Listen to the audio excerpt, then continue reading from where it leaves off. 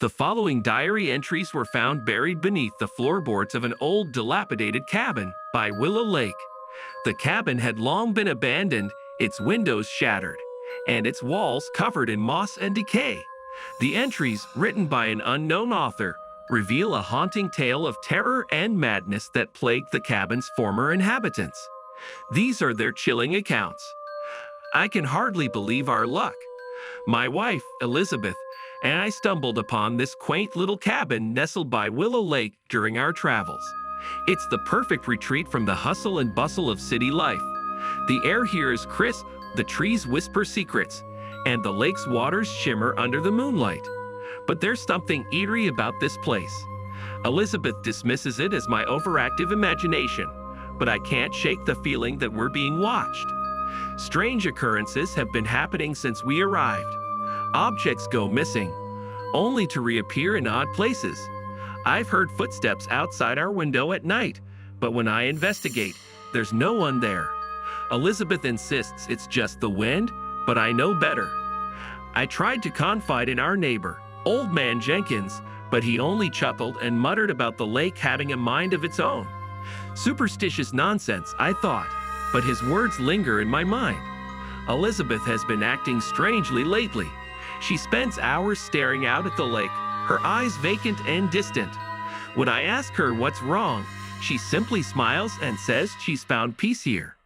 Last night, I awoke to find her standing by the edge of the lake, whispering to herself in a language I couldn't understand. When I approached her, she turned to me with eyes as black as coal and whispered, "They're calling to me." I fear we may have made a grave mistake coming here. God help us.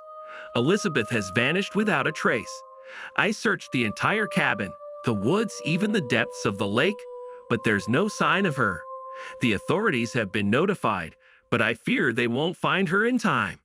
I can't shake the feeling that something sinister lurks beneath the surface of Willow Lake, something ancient and malevolent.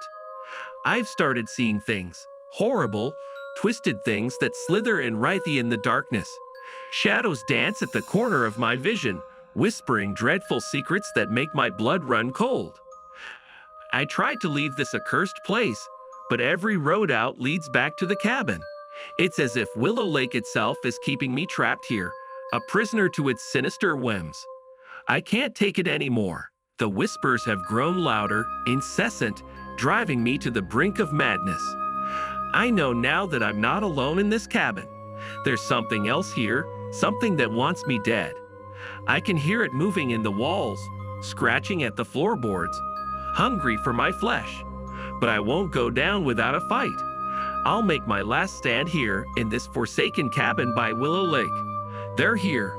I can feel their icy breath on the back of my neck, their bony fingers reaching out to claim me. I'm sorry, Elizabeth, wherever you are. I should have listened to Old Man Jenkins. I should have never come to this cursed place. If anyone finds this diary, heed my warning. Stay away from Willow Lake. Leave it to the dead and the damned, for it hungers for souls to claim as its own. May God have mercy on us all. The diary ends abruptly, its final pages stained with blood and tear marks. The fate of its author remains a mystery, lost to the depths of Willow Lake along with countless others who dared to tread its cursed shores. But one thing is certain.